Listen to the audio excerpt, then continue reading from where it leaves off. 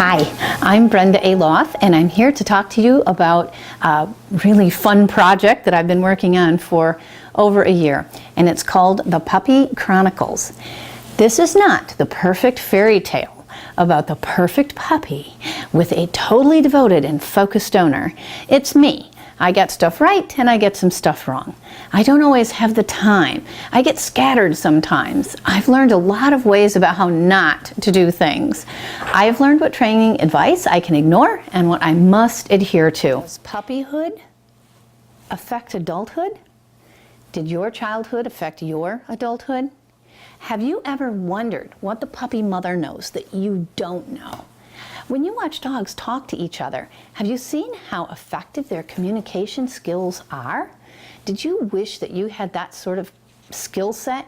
When I watch my dogs talk to each other, it's so quick and it seems to be so instantaneous and so well understood. If you're a breeder, did you ever wish you had concise lists of information all in one place? Are you curious about some of the things you read about and wonder, does it work? Is it worth my time and trouble to do it? Or do you read some of the varying sort of polarized views of these different things that people do with puppies and think, whoa, you know, I'd like to try that, but I read this good thing, I read this bad thing. How do I make the decision? I don't want to damage my puppies. Ooh, yikes. How do those sensitive or critical development stages really affect your training? We hear about them all the time. We can find descriptions of them, but nobody tells us what we should be doing exactly. So you get these generalizations, but maybe not some really specific things to do. When are they? Do they all happen before you get the puppy? What should be done during these stages exactly? This is an excerpt from one of the sensitive stages videos where we go over that in detail so you understand what's happening at each stage of the puppy's development. Bonding with the puppy in such a way that's going to make future bonding good for the puppy, better, easy, because they will have practiced it. If not exposed to novel experiences and challenges, they are more likely, much more likely, to develop into a fearful, anxious adult with problematic behaviors. So look at this, 28 to 35 days, and we already need to make sure that these puppies are having novel experiences. Do you know what breeders are privy to that you never get to see up close and personal? Not all of us want to breed dogs. I've taken care of young litters when I was working with breeders, but I never wanted to breed because I just never felt like I had the time to devote to it, the knowledge base to devote to it, and I have market lambs that are 8 years old. I just never thought that I would be able to get rid of the puppies. That was a problem too. I never got to do the breeder stuff with dogs, and I was always really intensely curious about it. This gives you a chance to have that outlook, that sort of experience, without ever having to actually do the breeding yourself. Diane does some brilliant desensitization here where she just takes the clippers and without clipping allows the puppy to get used to the noise and the vibration, the feel of the clippers. I'll like growl, bark, and slam the crate door when another dog would come in if I didn't have that covered. Yep. So so it just worked out perfect. Yep. And how long did that last, that sort of really early maternal protection with the puppies? Did it last? I think it lasted till we moved them out, and even at that.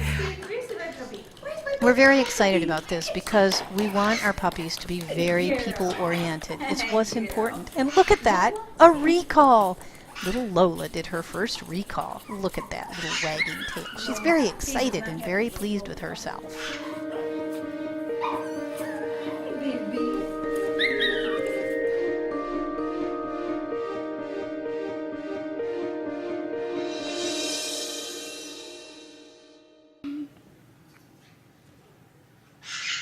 Wowza, hey?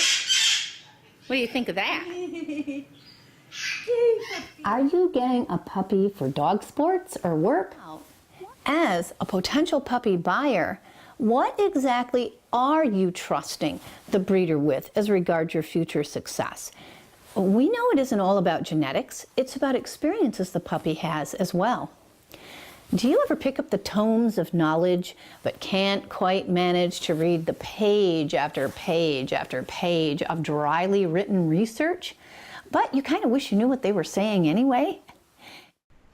There are many handouts to supplement the video and the MP3 files that you will find in this classroom. Here's an insider look as Diane and I go over some of the aspects of Puppy Chronicles and go over the films and some of the material. We're handling the puppies so much that they probably didn't see a great big huge difference, but I talked about it and I said I came away deducing that the early neural stimulation exercises are well worth the time and standardize the temperaments and the genetics. So that's what it could give breeders information about certain genetic crosses they are working with and whether certain crosses are worth pursuing or how you might want to change. And then I talked again. I don't think it'll give us any information whatsoever except for they do it. But I thought it would be interesting to see what showed up first, what they tried, that kind of thing. Okay, so then... Yeah, like the yawning thing. Yeah. So. Well, it's true. Don't shorten that up or edit it much. It's excellent. Okay.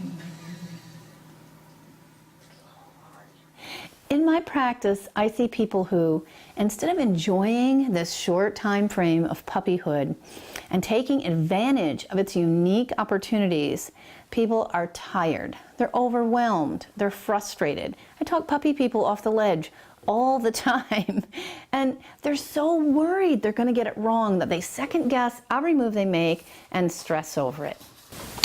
Do you feel guilty because you just don't seem to be matching up as the perfect puppy parent? It's so easy to find material that no one could accomplish unless you take a sabbatical from your life in order to train that puppy 24/7.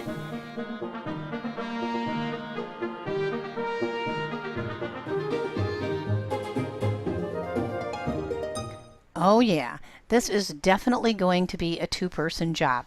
Today, puppies are going to start to learn how to be groomed. If you're doing certain types of socialization after the fact, the truth is you cannot fix everything. But there are lots of things that you can do. Is socialization different for the very young puppy as compared to the older dog?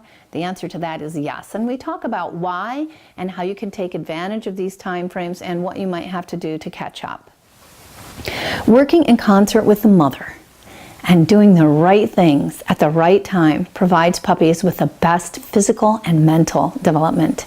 And the most important fact, I think, for those of us who have expectations of working dogs, the ability to handle stress.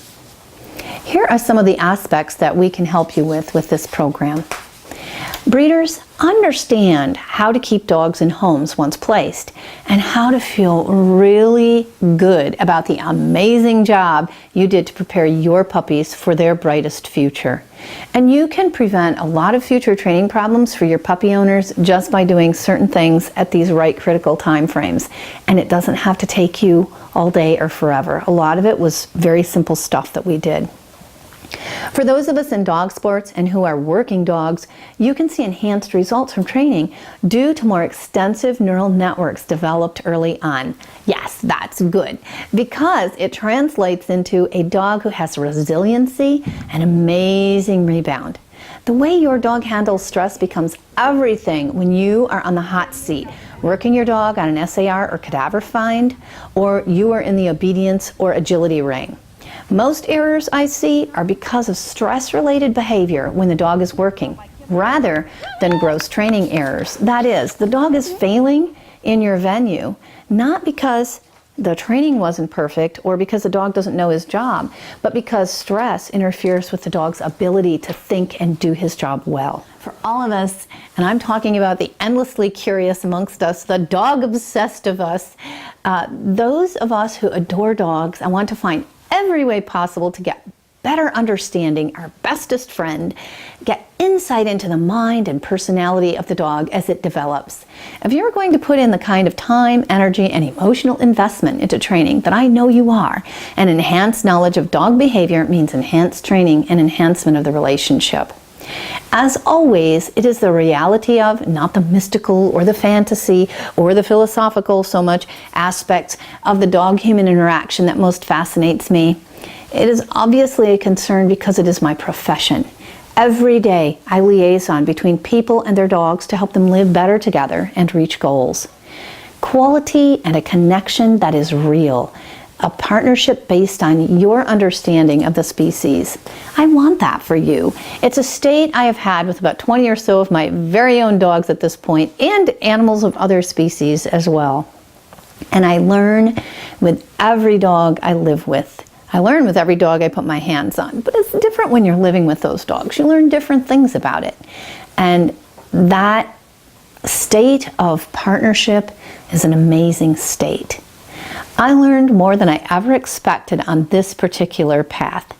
And it was fun. For once, it was about being proactive at the earliest possible stages, where I felt like I could really intervene before things went south. And watching adorable puppies is not a bad pastime either. I admit sometimes when we were working, we were laughing and playing with puppies instead. But there's plenty of work still got done for you to see. I got to satisfy my curiosity about some behavioral mechanisms because we worked with the opposition reflex early on, which was one of the things I really wanted to test my ideas on. And that is something I am constantly working way after the fact with, when it seems to be really difficult for the dog to assimilate some of those lessons, such as how not to pull on the leash and how not to jump on people. All of those things have to do with the opposition reflex and how you are affecting the dog's opposition reflex, as well as how the dog is affecting your opposition reflex. I got to work with these tiny puppies at certain ages, and we had amazing results. Diane, who's an experienced breeder and has had lots of litters of puppies, really felt that what we did in this litter of puppies made exponential difference. And why don't you go play with your siblings for a minute and I can film you? Oh, she's angry about that. Yeah. She is not going to think about that one. And she said no. Diane is brilliant. She's trained this puppy in marketing. Hi. Look, she loves me. She does. And it ended up with a lot of ideas too about some things we wanted to tweak on for next time. Please join us in our extraordinary, very real, and uncensored journey.